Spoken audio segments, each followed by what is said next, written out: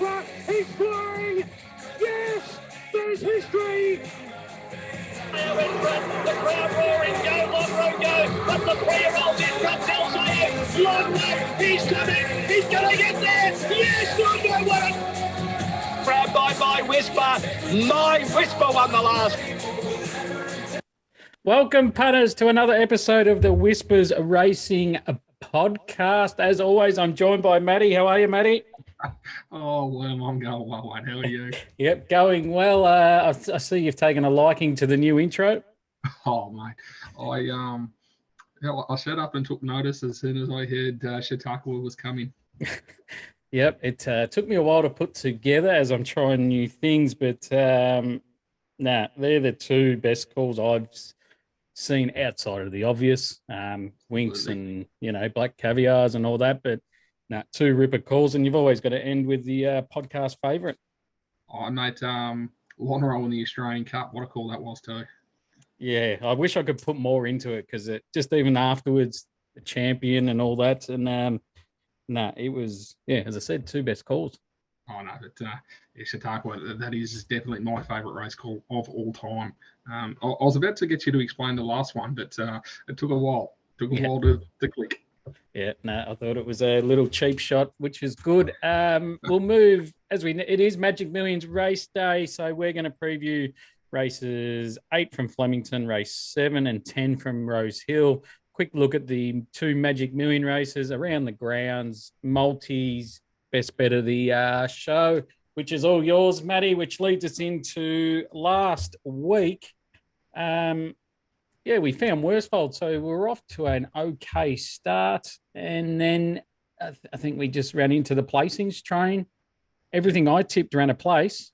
So if you took the place multi of all mine, you've cleaned up from Friday night to Saturday.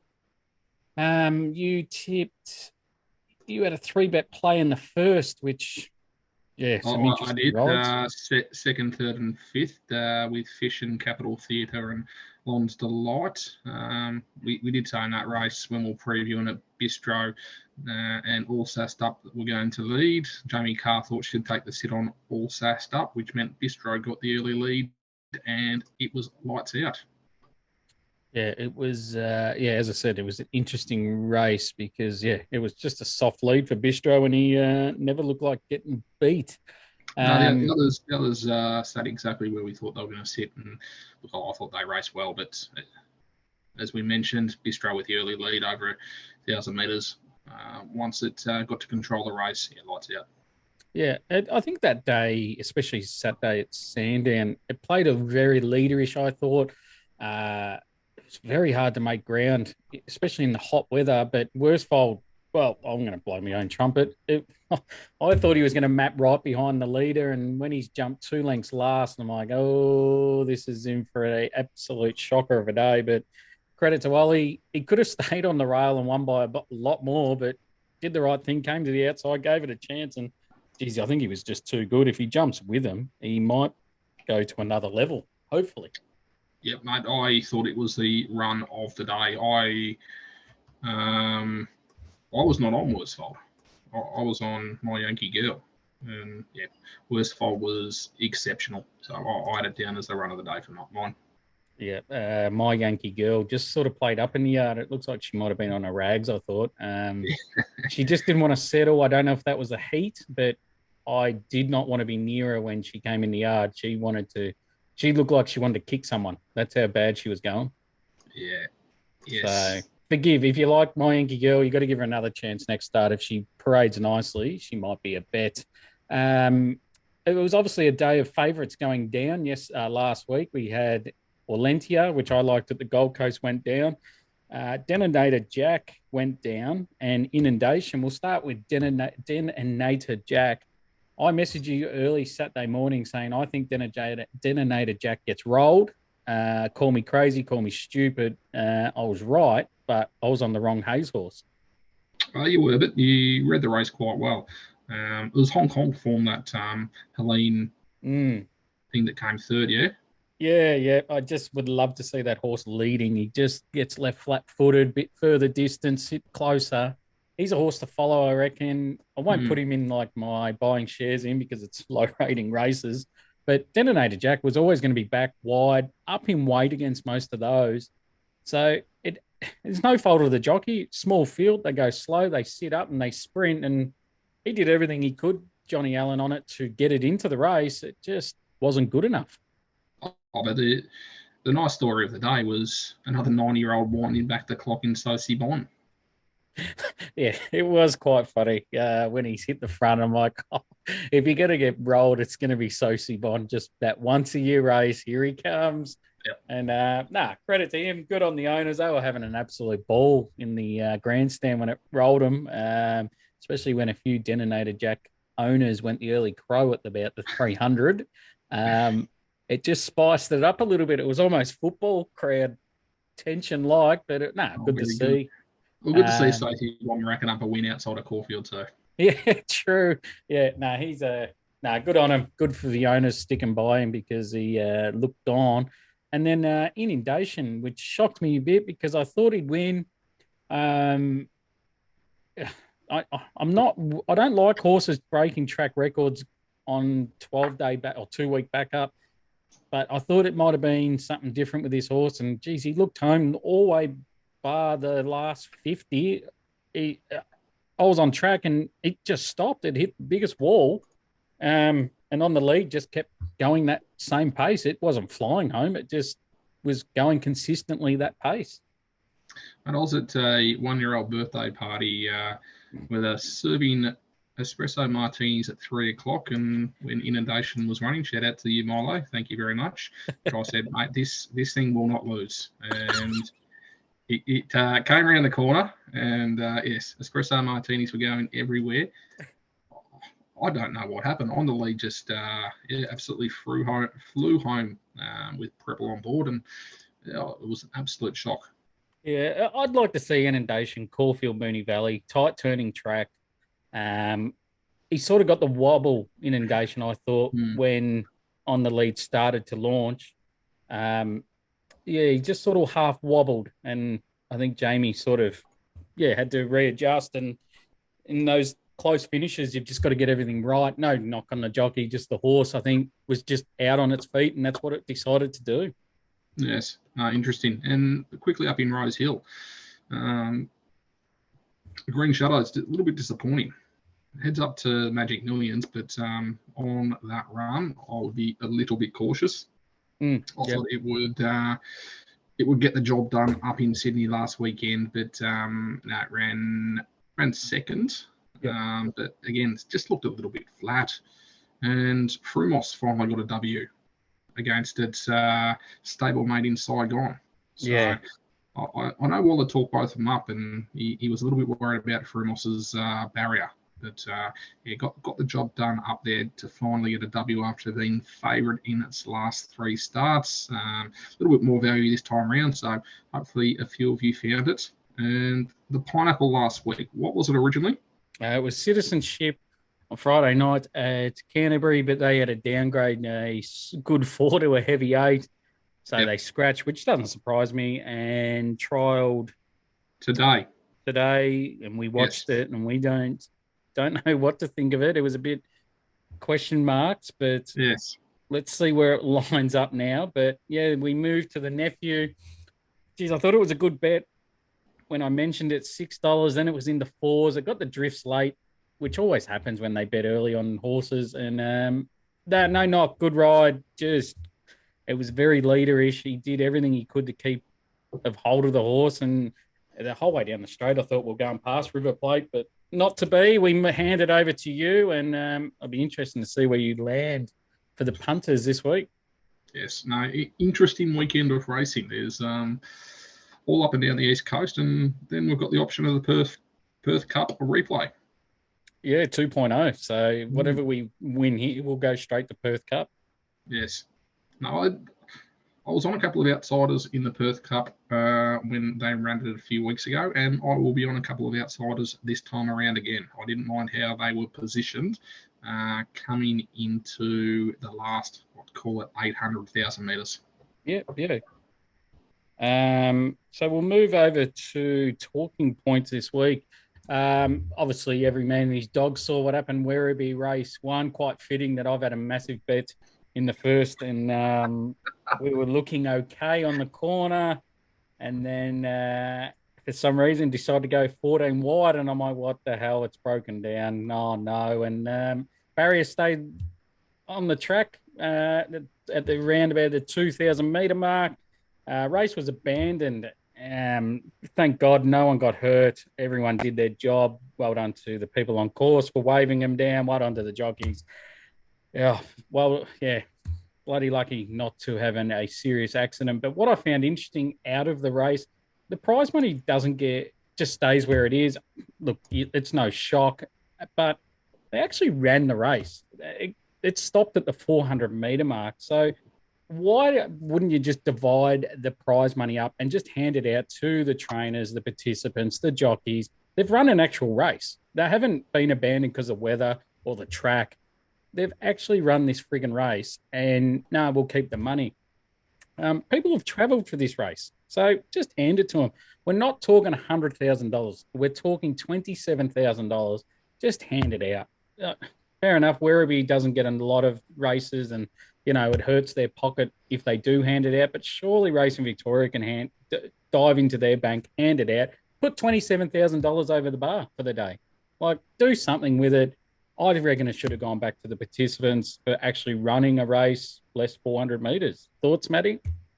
I feel for the owners, mate. The people who pay their fees, and it's not cheap owning racehorses, and it's especially not cheap getting them to race courses and race day and then floats home. Werribee, they're all country horses, so it's not like they're just coming from around the corner. So I feel for the owners who are footing up the bill for these horses that ran 3/4 of a race. So yeah, look, I wasn't aware until you told me that Racing Victoria didn't pay out anything for the race.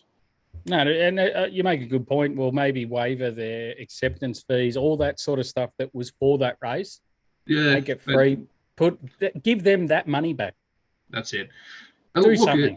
Again, if you want people to be involved in racing, again, the owners of these horses, they're not going to be your big syndicates. They're going to be your family owners. Yep. So you don't want to be turning those type of people away from racing.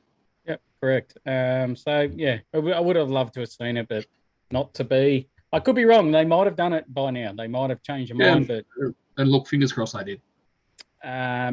Second talking point, Gold Coast, nothing. I say nothing, but it's always interesting. And when you go up there with a group of mates or just family holidays, there's some characters there, and Gold Coast has lived up to it.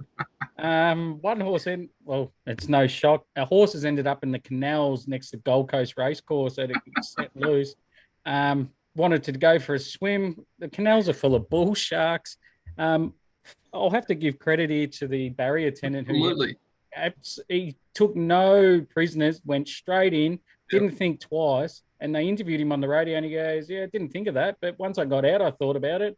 Good on him for going to fishing the horse out. Incredible scenes. Thank God, again, the horse is safe. The bull sharks must have been having a snooze, thank God, because there's thousands of them in those canals, and anyone that's a local up there tells you do not swim in there. And then on Tuesday, they have the race on the beach in the morning, and two horses decide to get loose from the beach and travel down the main street. I just wonder if they were going to look for Hollywoods for the mid-morning session. But, yeah, crazy stuff, Gold Coast. Like, seriously, what the hell? Like, they couldn't even set this stuff up if they tried. Oh, mate, when the first one happened, you're like, oh, yeah, a bit of funny. And then when there's video footage of people on their balconies having breakfast, and there's two horses with saddlecloths on their numbers walking down the main strip. Like, I did love one of the guys on the video just go, this ain't good. This ain't good. Like, thank God, again, the horses are fine. Like, this, it could have been a horrible week for racing, and those tree huggers could have had a field day with us. Well, yeah, but no, as you said, thankfully everyone was safe and sound. But knowing that, watching the replays, it was quite amusing. Seeing them run through the streets of the Gold Coast. Now, I haven't been keeping up to date with the sales. Can you inform us? Have there been any big sales go down this week? Yeah, mate. I've watched the first 2 days. They were on 7+ live coverage. It's been good. They've just had a camera on the main ring. I thought the first 2 days were quite slow. They had their $1 million lot on, I think, day 1 or 2. So I just halfway through day 2, I'm like, geez, it's not really, being that same Magic Millions rate selling point. But Sunlight's, I think, sister or something came in via Sunlight and went for 2.6 million.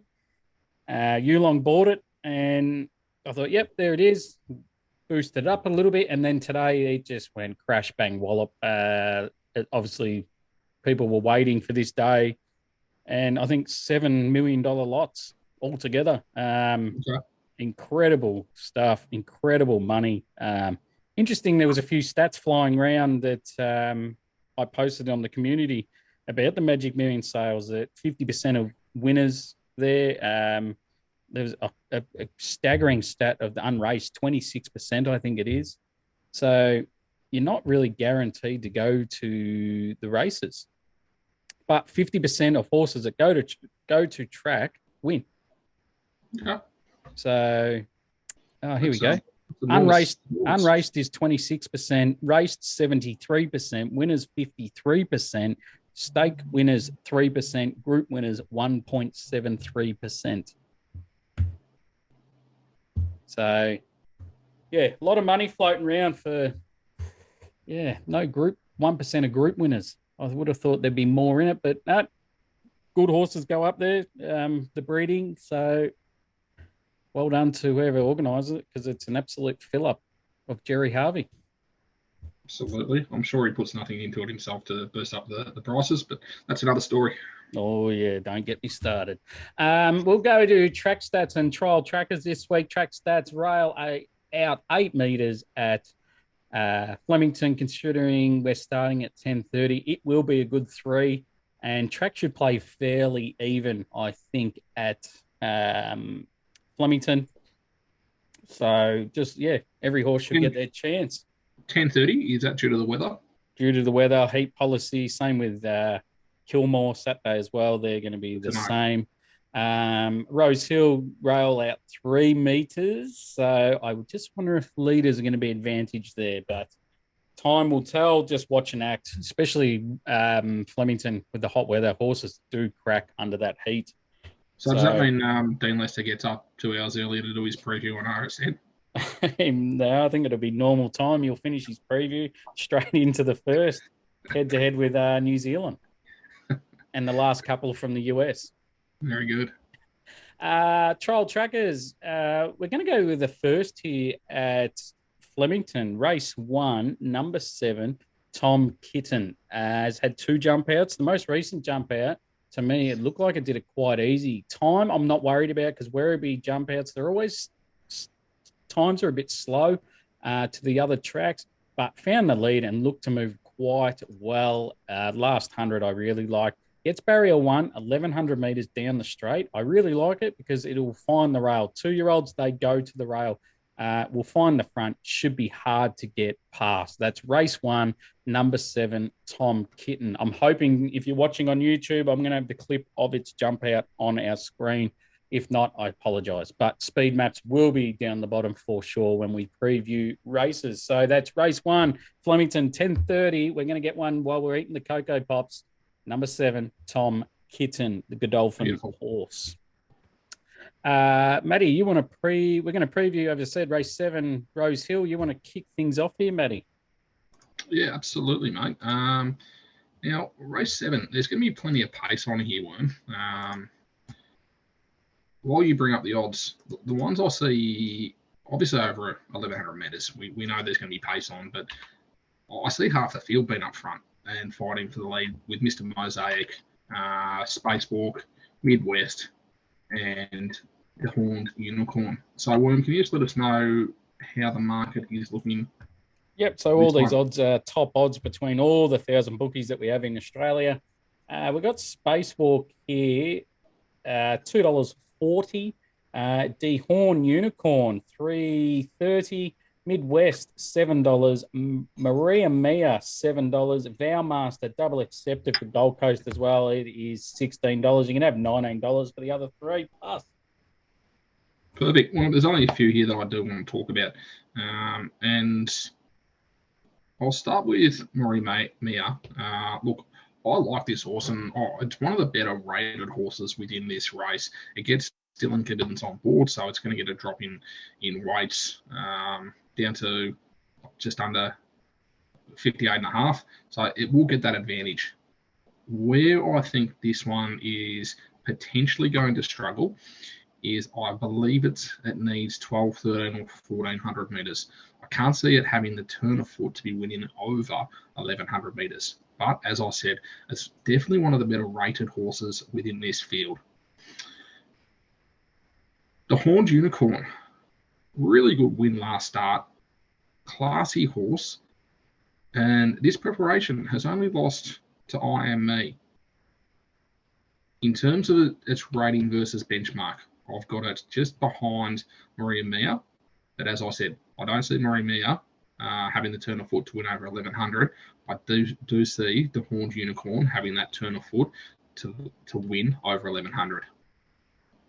The other one, Spacewalk, which is favourite. Now, I had it at 280, already into 240. So in the matter of the last 3 hours or so, already been wound in another 40 cents. So I think that gives you a bit of an indication of what some of the largest indications think of this horse. Tyler Schiller on board, which I'm not a huge fan, but again, you've got to remember that a lot of these jockeys, Sydney jockeys, have gone up to the Gold Coast. Now, in the spring, it did win a stakes race, I'm pretty sure. However, it was protested and dropped back to second. That right, Worm? Yep, correct. Yeah, and that was against Bruno Nachos. Yeah. And if you follow Bruno Nachos's form, it was a place getter behind Giga Kick. And we all know what Giga Kick did within the Everest. So if you follow that form line, Spacewalk has definitely got the ability. What I don't see within Spacewalk is the rating within that race stacking up to what the Horned Unicorn did last start. Now, Spacewalk could come out and be a 5-length better horse than what it was last time out at Flemington. But based on the numbers and information in front of me, I have to put the Horned Unicorn ahead and a good length in front of Spacewalk. Now, if you do like Spacewalk, I'm not going to talk you out of it. But I have the Horned Unicorn on top. And I think it's going to get a nice run. Probably sitting fourth. And it'll probably just be on the outside of either Midwest or Spacewalk. So, look, it'll be interesting to see how this plays through. But I think it'll be very much advantage the leading pack here. The Horned Unicorn for me, Worm. Your thoughts? Yeah, Spacewalk. Well, loved his jump out for this. He's only had one. I like Godolphin horses fresh. They a good percentage play. I can't get this protest out of my head against Brunos Noches. I can't keep walking over it, but I don't know how it was upheld. But Brunos came out and only finished 3 lengths within In Secret in the Coolmore. He's seed number 1 or seed number 2 for Coolmore. Well, yep. Spacewalk might get within 3 lengths of In Secret. So going off that, I have to be with Spacewalk, but he has been gelded, so there might be that little improvement there. At 240, you're going to have to find out if he's come back well. Off his jump out, he looks like he has, but yeah, it's the old-fashioned fitness over first up, and I can see why you've landed with the Horned Unicorn. If he can get that spot from barrier 8 or barrier 7 and just sit behind this hot pace of Midwest and Mr. Mozak and put Spacewalk in a pocket, which he definitely can, I reckon, yeah, you're on the money. I think you wait if you like the Horn Unicorn. I think you'll get about 380 come race time. I think, as you said, the big boys will play Spacewalk. I think they'll see what I've mentioned. Absolutely. They'll put a couple of those form lines together. If it starts at $1.80, it doesn't surprise me. But, yeah, I think 220, 210 is the right price for it. And, yeah, I think the last 100 we find out what's going on. Absolutely. No, it'll be an interesting race. But I do see it being a race in two. And Maria Mia, I see it being one to watch for potentially not next start, maybe the start after, once it does get out to that 1,400 metres. I've definitely got the black book out for that one. Yeah, definitely. Be a good race. It's not bad for off-peak racing. Something that, absolutely. It's set your alarm for, and yeah, good race. I'm going to go with race 8 here, Flemington, benchmark 78, 1,200 meters. The odds here, we got the favorite is Kentucky Casanova at around a mixed market from $4 to $3.70. Jungle Gym is around $4 to $4.50. The Jumbuck $5. Diamonds in the Sky $7. Nick Howe Spurs been well backed in early, now $7, and you can have $12 the rest plus. Speed here, I've got the Jumbuck and Jungle Gym leading this with a bit of pressure from Magnum Bullet and tucking Casanova and Diamond Sky just behind them. So I think there's going to be a bit of pressure here, but I'm keen here to be with the Jumbuck here. Really liked his first up win at Sandown. Horse wanted to lay in the fade on the leader. At about the 100-meter mark, go and look at Blake Shin. He turns and has a look on his left to see if he's interfered with it. And down the outside, the horse basically went sideways when he straightened it up, almost jumped the lane. Down the outside was Daily Bugle, but watch its last 50. The Jumbuck just really went straight again. If that doesn't happen, I reckon the Jumbuck wins that race. The winner last week on Saturday, went to Sandown, went well, not much luck on a biased day and getting caught up. The Jumbuck's had a jump out since, looked to go nice and straight, went really well in the jump out. Blake Shin stays on board, which is a big tick for my eyes. That is the Jumbuck. No knock on number 3, Jungle Gym, beating a good horse inside. Sorry, it beat a good horse inside. Got its own way up in front last start. No real pressure. I don't think that happens on Saturday. They will go a little quicker, and I'm not convinced it will help this horse with a bit of pressure around him. A soft 1,200 might be good for this horse, but not Saturday. I think the pressure's on. He might just put up the white flag with 100 to go. Number 6, Kentucky Casanova, the favourite, jumped out well. His first up run, really good prep last start. High pressure first up down the straight isn't ideal. I can't knock its jump out though. That's Kentucky Casanova. Number 8, Diamonds in the Sky. I think they got the price wrong here. Nice win. The second horse goes around in the last at around $3, and you can get $7 for Diamonds in the Sky. I think this is the horse in the market they will find. I won't talk you out of backing it if you like it, but I'm keen here to Jumbuck, number 9. Matty, your thoughts? I don't mind that, but I'm glad you mentioned Diamonds in the Sky. It was going to be one of the ones that I asked about. So I thought it was a really good run at Hillside last start in the benchmark 70, obviously up to benchmark 78 here. And the other one was Halo Warrior.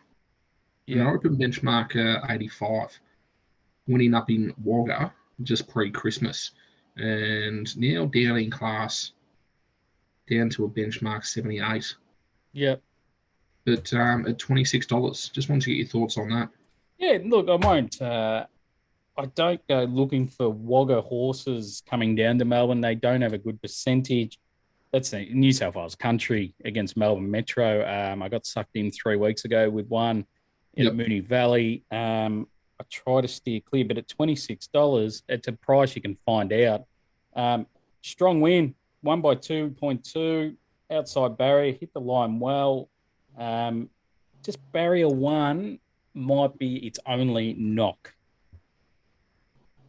Absolutely. I think that's exactly the call that I was looking for as well. Even though you are looking at benchmark 84, 85 racing, you are looking at a completely different class of horse up in Wagga versus when you come down to Flemington.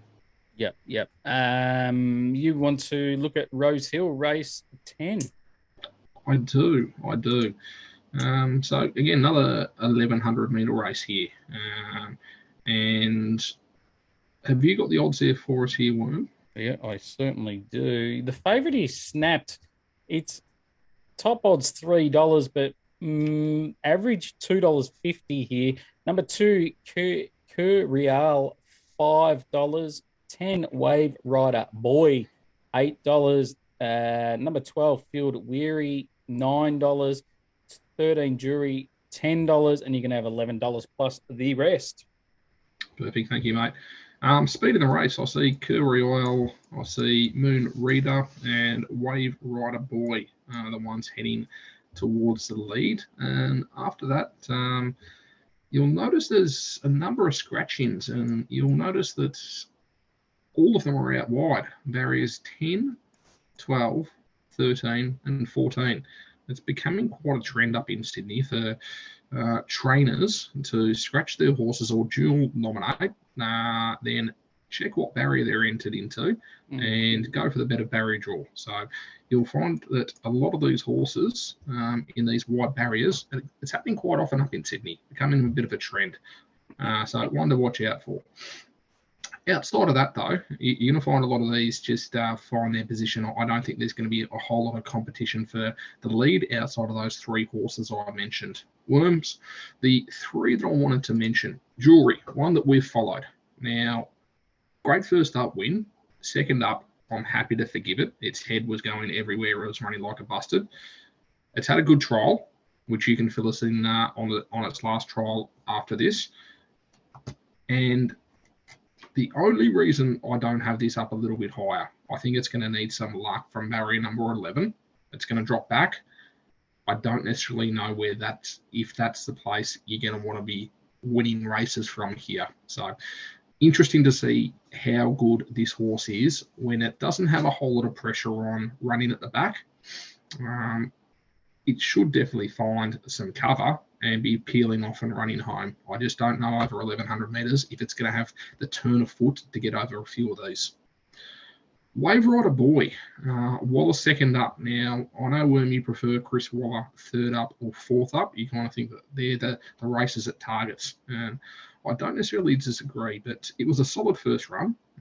Last prep, and you brought this to my attention as well. Last prep was very close to Troche and also Manzois, which nice form.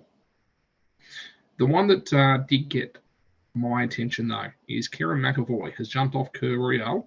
Cur Royale is in the market around about that 550 mark. Jumped off Cur Royale and jumped onto Wave Rider Boy. Now, for me, this is definitely one of those 1x4 plays. So one of those ones that I think is going to have a really good chance of winning, but you're also getting $2.50 to $3 a place, and I think that's the type of price that I'd be very confident in running top three before. On top, I have got Snapped. Now, where does it go from barrier number 1 here, Worm? That's my only question. Barrier number 1. Now, this horse tends to go back.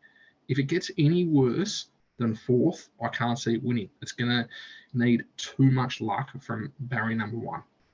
If it sits fourth, it's going to get cover from Cur Royale, Moon Reader, or Wave Rider Boy, whichever one of those go to the front and crosses first.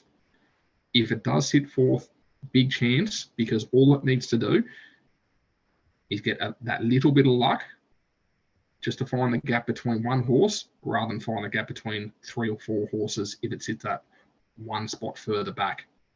So best rated horse within this field by quite a margin. And I would have this as an absolute bet if it wasn't jumping from barrier 1.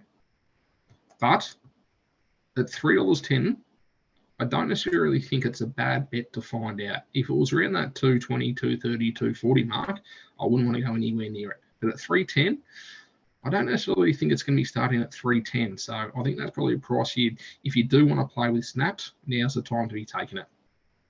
Worm, your thoughts? Yeah, it's almost a millionaire questionnaire time. Like, why is it there? Up for Melbourne. Yep. I just quickly looked, thinking it might have been nom for Magic Millions, and it was balloted out, but it didn't even get a nomination there, so it's not a Magic Millions horse. Yeah, I can't get my head around why they're there. I'd love to know. Barrier 1. Now, why would you send it all that way to sit last? I can't get my head around why they would do it. So I think they roll forward, but again, it might be stuck in a pocket come the race, and you do have to be up there. And there's a lot of pressure just on its outside with four Zany, Moshed Up, Kirk Royale, Moon Rider, Wave Rider Boy, Bitcoin Baby. So there's a lot of horses. They're going to be rolling forward, and if it just doesn't half go with them, first time going around Sydney way, like, geez, at $2.40, I think it was. Yeah. Oh, do you want to find out? No, I don't. Can it win? Yes. So I'm with you with that. 240 you've got now. Yeah, 240. It's majority. So they're having a fair income crack here from $3. So yeah, Wide Raider Boy, 100% agree. The form reads well. Second up is the only issue, but at that price, 100% agreed. Let's find out. I'm going to be with Jewelry, mate. First up, as you said, nice win. I referred it as it had more head noises second up than a putting for golf. All those head noises you hear when you're 3 foot out. Just go and watch it. Its head went everywhere. So I've got to be with it. Its jump out tells me the talent's there, ready to go. And at that price, I know it's going to be back and wide. Probably not ideal, but again, as you like to refer, 1x4, 1x3, whatever way you want to play. Happy to find out with that one as well with Jewelry. But yeah, Wave Rider Boy, good value with Jewelry. Those two are keen. I'm looking to take on. If I find out Snap's rolling forward, he might be a bet too, but I'll just have a look. You can still find $3. Yes, still find $3. Yep. But yeah, it's just good race again. And for Sydney, good racing. No, I agree. Good way to end the card up in Sydney. Yeah, bloody oath. Good little race. Should have put it up first or second race to get people punting during the day while we're halfway through the quaddie at Flemington. But no, we'll Very start. true. But anyway, WhatsApp, please, guys, if you want to be part of our community, it's all free. We're no paywalls whatsoever. Please get in touch with myself or Matt on Twitter, Instagram. You can email me, samkennedy14@gmail.com, SAMKENNEDY 14@gmail.com. Come and join. It's all free. It's not about just me and Matty. It's about others. You can post whatever you like, your bets, your thoughts. You can get stuck into me if you want, like a few of them love to do when we go head to head. And we did on Wednesday. I went head to head against someone. No, it wasn't on Wednesday. It was another day. But anyway, come join. It's all free. Everything we do is free. Everything we're doing is for the love of the sport and the industry we have. So yeah, no paywalls whatsoever. Come join. I'll tell you what, it's the community has been active across the last week. I think a couple of the fellas who have been on holidays, lying on the beach and a beer in one hand, the phone in the other, and there's been a number of winners. Yeah. No, we've had a really good week. From me sending out bets, from others putting their bets up. There's been some really nice collects. There was a sick beat at Pakenham tonight. It was 14s into 2s, and Mark Zara decided to let other horses cross him and cost him a very, very fat result. Yeah, fingers crossed that fella decided to hedge in that race, but who knows? Yeah. I'm still sick, especially when we took 460 of the horse and it was into $2. Anyway, but yeah, come join us. Also, please subscribe to our channels, YouTube, any podcast platform. Get them as they drop because, the YouTube one takes a bit longer than the podcast one. So please subscribe, like, swipe left. You know the drill. Please share within your friends, your community, whoever likes to have a punt. Please share it. We'd love to reach more people and tip more winners for you. More importantly. Gold Coast race 7 and 8, the 2-year-old, 3-year-old Magic Millions. I thought I'd run over the couple that I like out of the race. We'll start with race 7 here, 1,200 meters, 2-year-olds. Very even race this year. As always, high pressure race. I'll be looking for horses that handle it and on speed. If you watched last week's races at Gold Coast, it was mad rail. So watch and act. By race 7, you're going to get an idea if they're running on or not.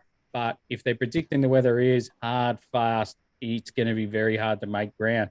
I think you can have a 2-bet play here. I'm very keen to be playing with number 13 here, Skirt the Law at $7, and number 16, Empress of Wonder at 15. Skirt the Law, really good win in its 2 wins. It's 2 from 2. Will either lead or camp right behind him. Her most recent 5.5 length victory was as easy as you like and eased down with 200 meters to go. Yes, of course, the race didn't rate well because it was eased down with 200 to go. So it's never going to rate well, but you've got to trust what you saw and the eye. 1,200 meters high pressure will not be an issue for this horse. Early support from the barrier too. I think it was 12s into 7s, maybe 10s into 7s. So keen to be with Skirt of Law here, locally trained or Queensland trained. I think it's very good value to have an each way play here, especially go hard at the place. Empress of Wonder. If they can run on, and is there any signs of running on, put this horse in your exotics, or if you know they're running on, you can easily back this horse. Race greenly last start and wide. Rattled home, keen to see this horse at 1,200 now, but at 16s, you can easily have a 1x3 play if they're running on. I normally try to knock horses in races or tell you to take them on, but it's a very even race. But I'm happy to be with Skirt of Law here and very small play Empress of Wonder. Definitely, if you're an exotics player, chuck Empress of Wonder in. It'll be rattling home with a few others in the race if they can run on. Gold Coast race 8, it's 1425 meters, 3-year-old Magic Millions. I'm happy to be here with Yellow Brick here. Nice win first up at Toowoomba in their big slot race on New Year's. Yes, it's not ideal taking horses out of Toowoomba, but I think he's going to really like the 1425. It'll suit it better than 1,200 last start. He won't have any issue of the high pressure. He will be up on speed. One thing I noticed with this horse, when it won at Toowoomba, the trainer said it would win this race. Huge call. I love that sort of stuff. They're confident. 1,600, this is really a horse. He loves high pressure. He's going to look under pressure to say 300-400, but he just grinds away. He will dead set be in front, and I think he can win. Nice little price, $4. I know if people shopped early, you got a better price. Russian Conquest will love a good track. Forget its heavy track runs in Melbourne or the spring. His form reads really good from the spring, I thought. One horse I'm keen to take a set on is number 1, Tijawa. I know he's double figures, and the form reads really well, but I think they might come for this horse because that form reads well out of the Caulfield Guineas. But I have a few negatives for this horse. His most recent jump out wasn't anything spectacular. Had a lot go its way during the spring. Nice victory at the Moonee Valley on a bias day. I don't know about that Caulfield Guineas from last year or this season. Don't know if it's going to stack up. Plus, beaten 3.2 in the Carbine Club on Derby Day, and that wasn't much chop that race, and it got beaten. Yeah, it might have been end of prep, but yeah, I'm going to take a dead set against it. I really hope they back it because, yeah, you're going to do your money on Tijuana. But yeah, Yellow Brick here, I'm keen to get involved. Matty, any thoughts? Yeah, mate, just back to the 2-year-old race and the 2-year-old master. I just spent that time just having a look at Skirt the Law. And you're 100% right. I just went and had a look at the last 400 metres of that last race. If you haven't seen it, please definitely go watch it. like you can see why the race probably didn't rate as highly as some of the others. But as you said, to the eye, it looked very impressive. So I can see he landed on that one. Look, Jamie Carr on Sovereign Fund. I think that's just been impressive the whole way. So that's where I landed. But barrier 15 definitely not ideal. And the one I didn't mind in the 3-year-old race was, where are we?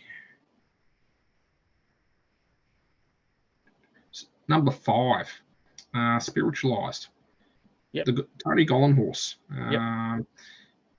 And there has been a bit of money for it. Now, again, barrier 16, not a big fan of that up on the Gold Coast. So, look, that's the fact that there's been money for it and it's drawn barrier number 16. Look, I think it puts it in a good position, but yeah, it's a very even race. One of the horses that I have been following is Shillelagh, which is number 16, the Emergency with Tommy Berry on board. I think if that gets a start, again, barrier number 20, not ideal, but very even race. Make sure you do your speed map in this because it's going to be exceptionally important. So, Worm, are you going to be putting up a speed map for this one? I can. If I can, I will. Yeah, there's a lot of pressure. As you said, Spiritualized will go forward. Yellow Brick will go Forward. Latakia will go forward. Tijuana will roll forward. Hell I Am will roll forward. So, and then there's the next batch all together. Yeah, to be completely honest, it's tough in these two races to really steer you into anything. I think people are going to have their favourites that they've followed for the last 3 to 4 months, and they're probably going to be the ones that would find the money. But yeah, look, unfortunately, from my point of view, a few of the ones that I didn't mind have drawn horribly, so I'll probably be having a very small play. Yeah, just as I said, watch and act. If it's not leader bias that I think it is, and they're coming down the middle, those outside barriers are going to be key. So, yeah, watch and act. And definitely, if you can find that edge quickly, that there's no bias or there is bias, the market could flip 180, especially if the rail's off. So just keep an eye on it. If you can be patient, you could really get some good prices on backmarkers, midfielders. Even if it is a bias day, you could get good prices if you're patient. Around the grounds, Matty, do you like anything? Yeah, so look, we've already mentioned these. I'll just run across my Sydney bets. It will be a double play here in race number 10, Wave Rider Boy and also Snaps. I think at 320 now. When you said that that's into about 250, if that's the case, I might actually be steering clear and I might just be having a 1x4 play on Wave Rider Boy. And the other one will be the Horn Unicorn at 320. Now, again, Spacewalk will be the one to beat. I think Maria Mia will be also having a big race too. Across the Birth Cup, now, I had a bet on 2 of these. I didn't send them out because these are just ones that I've been following and I've rated quite highly throughout the carnival over there. But I didn't mind where they position themselves in the first iteration. Doesn't mean they're going to place themselves exactly in the same position for this iteration of the Perth Cup. But I'll be on Stapper's Lad and also Pure Devotion, both around the $20 mark. They're the 2 that I'll be following. And Palele comes to mind in the Winterbottom. Now, you needed to stay true with that horse, and I think you need to stay true with both of these horses if you have been following them because they do have class. They've had excuses along the way, but they're 2 horses I've been following and I like and I rate. So at $20 mark, I'm not going to be jumping off. Worm? No, agree, mate. If they're double figures, you can't jump off. I'm just going to have one around the grounds. Mine's going to be Friday night at Cranbourne, race 1, number 2, Shaquant. It's $1.80. I know it's short, but this wins. Last start was 15 wide on the corner at Sandown. Got thrown out by the leader on the corner. Ran an extra 11 metres compared to the winner and went down by 3.5. I feel if the incident doesn't happen on the corner, it might push the winner. Meets a way easier field on Friday, should jump on the bunny and win. That's Cranbourne race 1, number 2. back it now because I think it starts at $1.50, and if it does, you're going to have to chuck it in one of your multis to get something out of it. But that's Cranbourne Race 1, number 2. The multi this week, Matty, what are you chucking in? I will be chucking in one bet only. Wave Rider Boy the Place. I think it's around about $2.50. I think it's the play of the weekend. Yeah, nice. I like it. I'm going to chuck one in as well. Flemington Race 2, Dunkel, the win. I've just got to keep following him. He's my boy. He's going to go to a big new level, I think. This is just ticking over nicely before the derbies, I reckon, in a couple of months, hopefully. That's race 2, number 1. And those two, Wave Rider Boy, race 10, Sydney, race 2, Flemington, Dunkel, comes to $5. I think it's an easy little $5 multi we can take. Pineapple of the week, Matty. Where are we going? Well, mate, just before we go there, just for those purring away fans, which I know there are a number in the community, I will be having a look at the race. I do have it in my early numbers, but I've just got to put a couple of these form lines together. So purring away, I'll definitely pop into the community on Saturday morning. For the pineapple, now we've already mentioned this one. I will be going with the Horned Unicorn to beat Spacewalk. Now, could be a bit 50-50 in terms of how people see this. I think there's going to be quite a few people who do like Spacewalk. As I mentioned in the review for this race, all I can do is go by the numbers in front of me.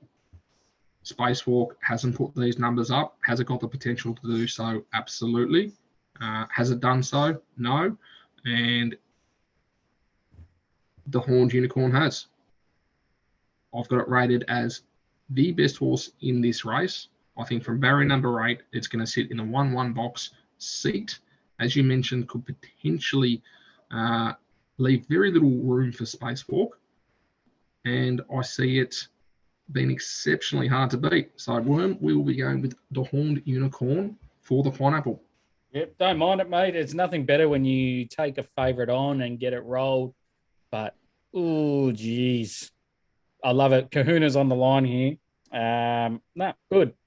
Let's cheer that home. And, yeah, we can get the favourite rolled and we look like superstars. Podcast goes to number 1 on the rating charts when we roll the favourite. Hello. Good. Don't mind. Everyone loves it when you take on a favourite and you get it rolled. But yeah, no, I like it. Race 7, number 4. Race 7. The Horned Unicorn. Well, we could be looking like unicorns when it wins as well. So I like it. Beautiful. Anything else to add, mate? Nothing else to add other than the fact that I'm looking forward to starting the day at 10:30 and finishing the day at, what time's the Perth Cup on? Around about 8 o'clock? Yeah, it could be a dead session beyond the computer. Won't see the missus or the family until about 9 o'clock. They'll probably be in bed, so I might as well wake up at 9 and just say, yep, see you tomorrow. And good luck to all those fellas in the community that are currently on holidays, because you can be in for an absolute monster of a Saturday. Yeah, there's going to be more bets flying around than ever before. It'll be hot. As again, thank you for joining us, Matty. We'll be in the back next week for whatever meeting it is. I can't even think of it, but we'll find more winners. As I said, if you want to join the community, DM one of us or email me and we will put you straight through. As I said, it's all free. We do this for the love and there's no paywalls. Hopefully you have a fill up. More importantly, we hope we fill your pockets up. Have a good weekend on the punt. Gamble responsibly. And we'll sign out with our favourite guy to end our show. I'm not a good person, but it just goes to show that good things do happen to bad people. So anyone out there who's up against the wall, fucking stick to it. Every cent you got, your rent, your electricity bill, if you're going to buy your missus a ring, don't fucking do it. Keep punting. Keep fucking punting.